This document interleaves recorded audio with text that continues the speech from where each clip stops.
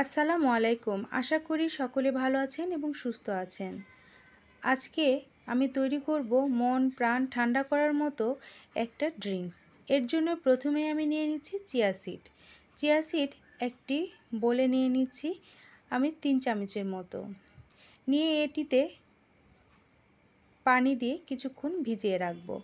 এটি 10 থেকে 15 মিনিট ভিজিয়ে রাখলেই একদম পারফেক্টলি এটি ফুলে ওঠে। এবার আমি গুড় দিয়ে তৈরি করে নিচ্ছি সুগার সিরাপ। এর জন্য গুড়ের ব্যবহার করেছি, সঙ্গে দিয়ে দিব সামান্য পরিমাণ পানি। দিয়ে এটি একটু গরম হওয়ার জন্য রেখে দিব আর দিয়ে দিচ্ছি ফ্লেভারের জন্য 2টো সাদা এলাচ। এটি শুধু ফ্লেভার বাড়ানোর জন্যই ব্যবহার করেছি, আপনারা চাইলে স্কিপ করতে পারেন।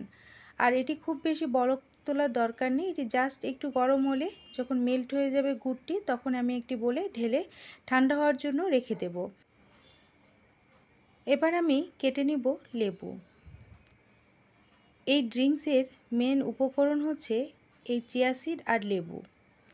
লেবুটি সুন্দর মতো কেটে নেব। আর আপনাদেরকে বলে নিই, এখানটায় আপনারা চাইলে লেবুর স্লাইস ব্যবহার না করে লেবুর রস শুধু দিলেও এটি খেতে বেশ দারুণ লাগবে। আমি একটি ড্রিঙ্কসের জন্য গ্লাস নিয়ে নিয়েছি, এর মধ্যে দিয়ে দিব লেবুর একটি স্লাইস। দিয়ে এর মধ্যে দিয়ে দিচ্ছি যে ভিজিয়ে রাখা যে চিয়া সিডটি রয়েছে, সেই চিয়া সিডটি আমি এখানটায় 2 চামচের মতো দিয়ে দিচ্ছি। দিয়ে আরেকটা গ্লাসেও সেম প্রসেসে আমি এখানটায় চিয়া সিড ব্যবহার করছি। আর আপনাদের সুবিধার্থে বলে দিই, আপনারা চাইলে এখানটায় সুগার সিরাপ ব্যবহার করতে পারেন। আমি এখানটায় গুড়ের যে সিরাপটি ব্যবহার করেছি, এতে করে শরীরের অনেক উপকার হবে এবং খেতেও বেশ দারুণ লাগবে। যে ঠান্ডা করা আমি গুড়ের সিরাপটি রেডি করে রেখেছিলাম, সেটি ঢেলে দিলাম এবং দিয়ে দিচ্ছি ঠান্ডা পানি। এবার এর মধ্যে অ্যাড করে দিচ্ছি আইস কিউব। আইস কিউব দেওয়ার মেন কারণ হচ্ছে আরও যেন ঠান্ডা হয়, এই তীব্র গরমে একটু শান্তি পাওয়ার জন্য।